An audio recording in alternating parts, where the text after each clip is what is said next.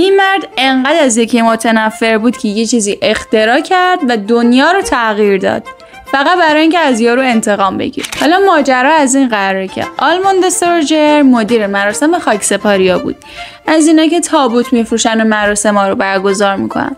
کارش هم خیلی خوب بود و شماره 1 توی این کار بود، تا اینکه یه روز تمام مشتریاش رفتن سمت رقیبش. بعدا معلوم شد که همسر رقیبش اپراتور تلفن محلی بوده و از یه روش ناجوانمردانه برای دزدیدن مشتری آلموند استفاده میکرده. اون زمان هر کی میخواستش با جایی تماس بگیره اول با به اپراتور وصل میشد، اپراتور اونو وصل میکرد به اون شخص و این خانم هر کسی که میخواست با خانه خاکسپاری آلموند ارتباط بگیره رو وصل میکرده به شوهر خودش. آلموند دیگه داشت از دست این خانم رد میداد، حتی رفت شکایتم کرد ولی کسی اهمیت نداد، تا اینکه دیگه خودش دست به کار شد. اون با اینکه تمام عمرش توی مراسم خونه بود و هیچ پیچ زمینه‌ای از علم مهندسی نداشت، رفت یکی از مهمترین اختراعات ارتباطی دنیا رو ساخت. اون اولین مرکز تماس خودکار رو راه انداخت و این دستگاه اجازه میداد آدما به صورت مستقیم تماس بگیرن و دیگه نیازی به اپراتور نداشته باشن.